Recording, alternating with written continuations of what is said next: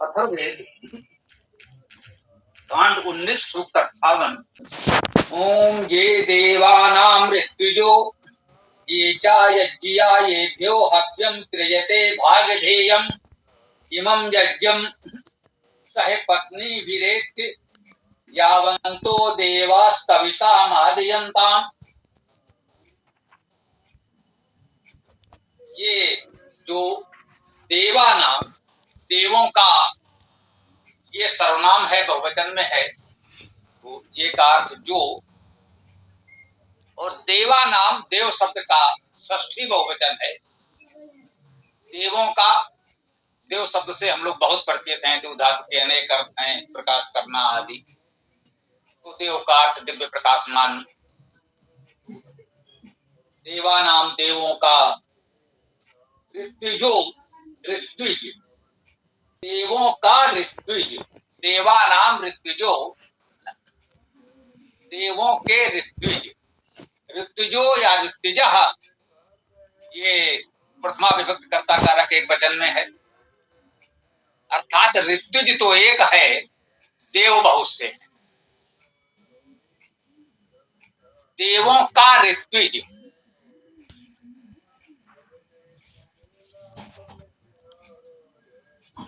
ये जो क्या और यज्ञिया यज्ञिया यजन करने वाले, ये देवानाम ऋत्विजो ये चा यज्ञिया जो देवों का ऋत्विज है, जो यज्ञी है, यज्ञ स्वरूप है, इसका जीवन यज्ञमय है। ये भ्यो जिनके लिए ये चतुर्थी बहुवचन में ग्रहण कर रहे हैं, ये भ्यो जिनके लिए हव्यम हव्य को क्रियते करते हैं भागधेयम भाग धारण करने को, भाग धारण करने वाले को।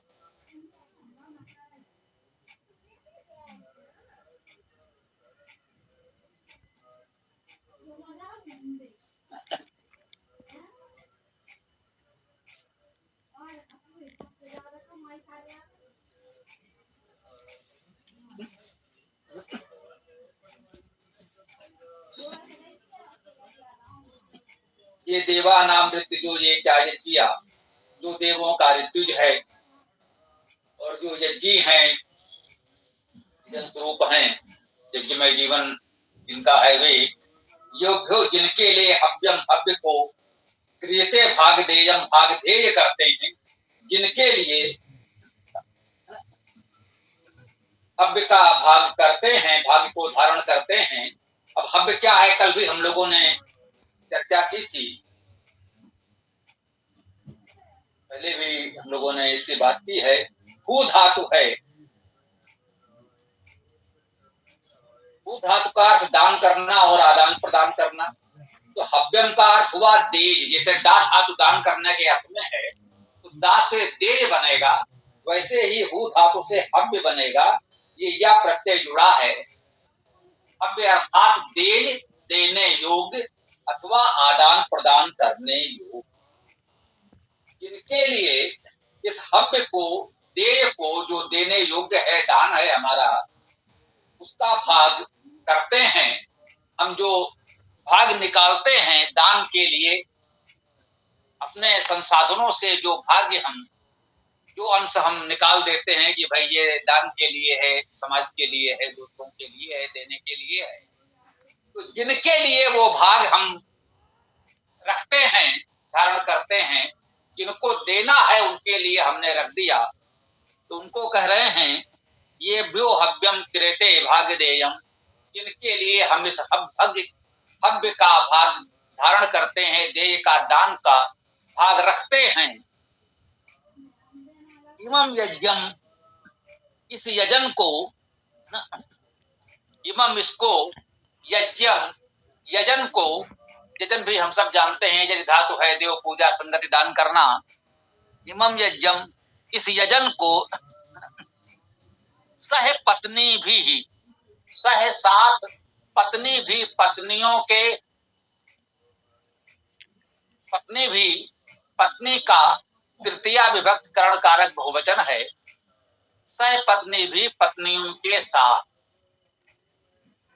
इमम यज्ञम सह पत्नी भी एत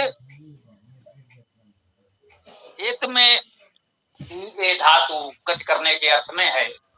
एत का अर्थ प्राप्त कर, जाकर, गमन कर।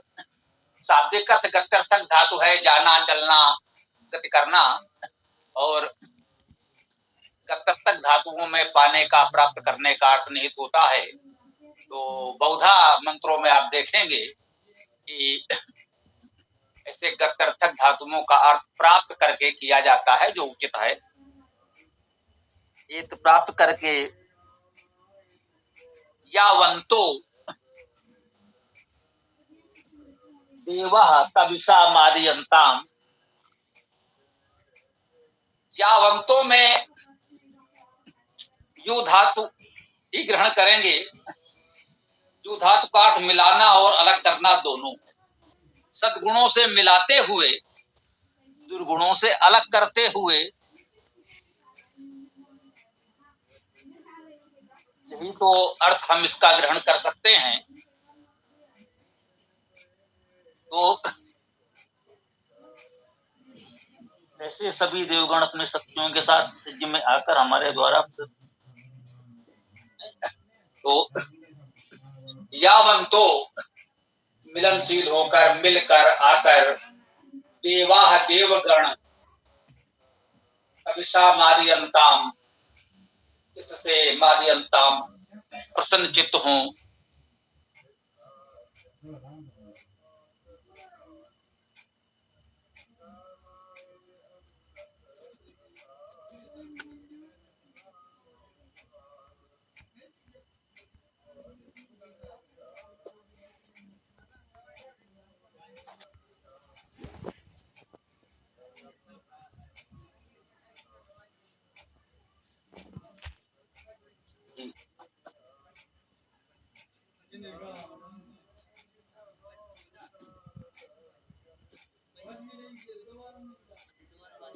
ये एत पद था, हमने कहा ई और ए धातु है, इसको इस प्रकार से भी ग्रहण किया गया है। आ ई, आ उपसर्ग और ई गति करना, जाना। तो आ पूर्वक गत्यर्थक धातु होगी तो उसका अर्थ हो जाएगा आना। तो एत का अर्थ कर दिया आकर। ये भी ठीक अर्थ है। एत आ इत अर्थात आकर, यावंतः,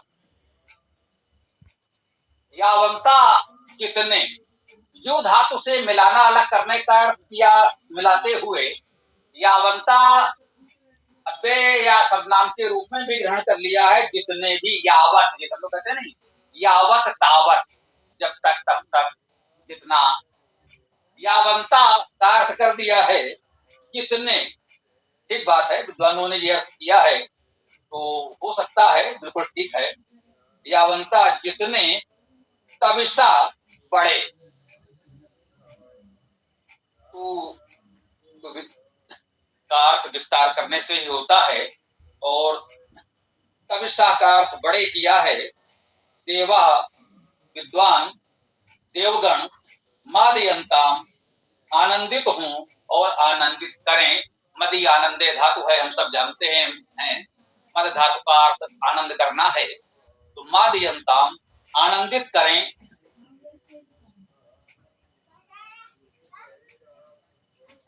इसके अर्थ को एक साथ देखने का प्रयास करें।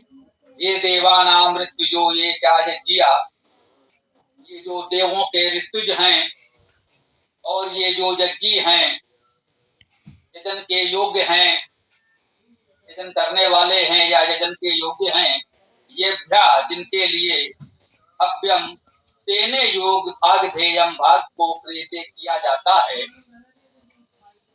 इमम यज्ञम, इस यज्ञ को पत्नी भी सहे, पत्नियों सहित।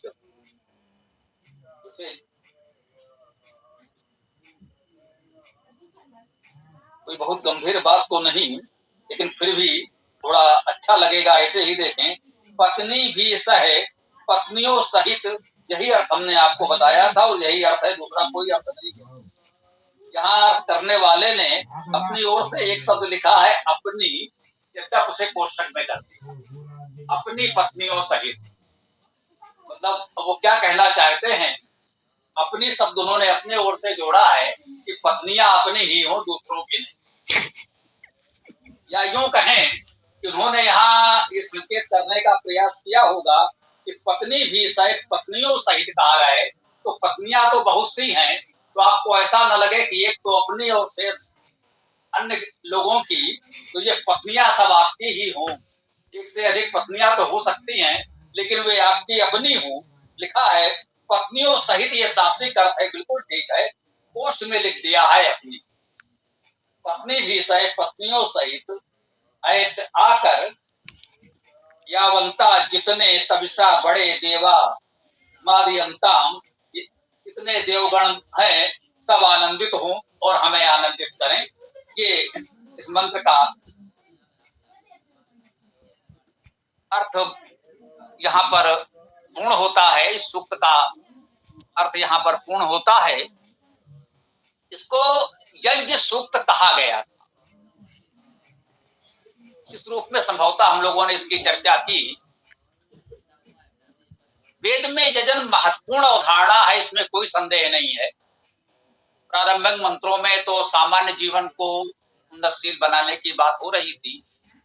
अंतिम मंत्रों में यज्ञ शब्द तो आया, यज्ञ शब्द तो आया, परंतु आप देख रहे हैं उनके शाब्दिक अर्थ उनसे पूर्व के विद्वानों ने भी किए हैं। यजन का अर्थ देव पूजा संगति दान से है, हवन का अर्थ दान करने से है, इसमें भी वही अर्थ दिए हुए हैं। अव्य देय दान योग्य आदि अर्थ ही किए गए हैं। तो वेद में जहां भी यज्ञ यजन शब्द आएगा, वहां देव पूजा संगत दान जैसे उत्तम कर्मों का निर्देश होगा।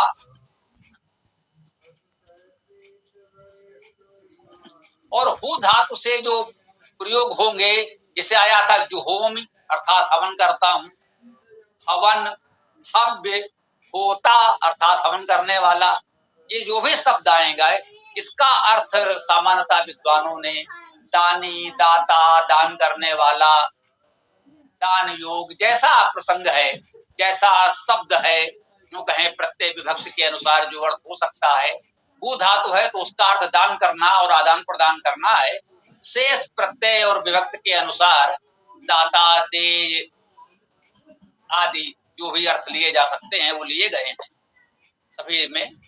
तो इससे ये स्पष्ट हुआ कि वेद में यजन यज्ञ शब्द तो मिलेंगे, भू धातु से बने हुए बहुत से शब्द, बहुत से पद मिलेंगे, परंतु उसका अर्थ यहाँ पर दान से, आदान प्रदान से, उत्तम कर्मों से है, किसी निर्धारित प्रतीक कर्म कांड से नहीं है।